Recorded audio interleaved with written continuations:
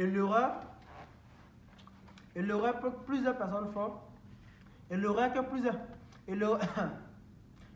plusieurs personnes font, c'est qu'ils programment. Et l'erreur que plusieurs personnes font,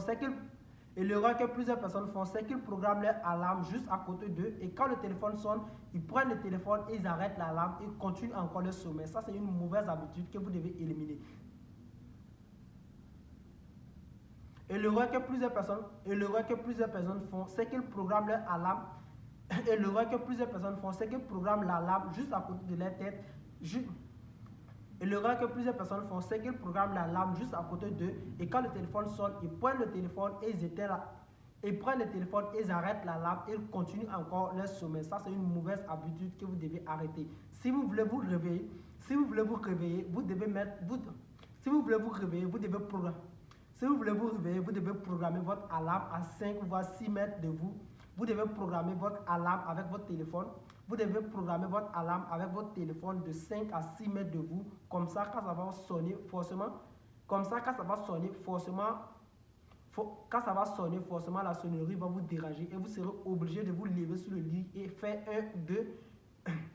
Comme ça, quand ça va sonner, forcément la sonnerie va vous déranger et vous serez obligé de descendre sur le lit et faire 3 pas, voire 4 pas avant de toucher votre téléphone. Et quand c'est comme ça, il y a une grande chance que vous ne vous retournez plus pour vous coucher. Et là, si vous vous retournez encore pour vous coucher, je dirais que vous n'êtes pas prêt à devenir riche. Et là, si vous vous retournez encore pour aller vous coucher, je dirais tout simplement que vous n'êtes pas prêt à devenir riche. Parce que si vous arrivez à faire 4 voire 5 pas, vous vous levez et vous vous retournez encore sur le lit, alors là, ça devient encore compliqué. Donc, le plus important ici, c'est de pouvoir déplacer votre téléphone à 5 voire 6 mètres de vous. Comme ça, quand ça va sonner, vous allez vous lever et marcher, faire quelques pas et arrêter l'alarme. Comme ça, ça va vous permettre également de pouvoir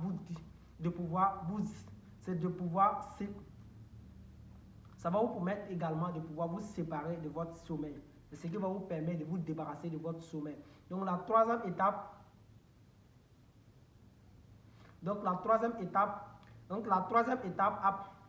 va vous permettre d'être discipliné et productif dans n'importe quel domaine, c'est de prendre une douche froide. La douche froide va vous permettre tout simplement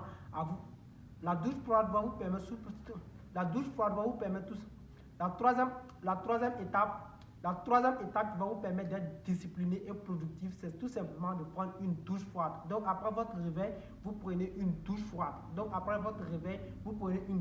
La douche froide va vous permettre de vous surpasser,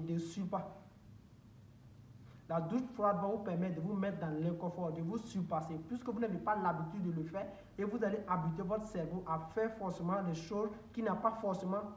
Et la douche froide va vous permettre à votre cerveau de faire des choses qui n'est pas forcément acceptées, qui n'est pas forcément ce que vous voulez, ce que vous avez envie de faire. Donc, à force de répéter ça chaque matin, vous allez constater que vous serez habitué à faire des choses qui ne sont vous serez habitué à faire des choses qui n'est pas forcément ce que vous voulez, mais qui sont en rapport avec votre objectif. Donc, c'est très important de prendre une douche froide après votre réveil.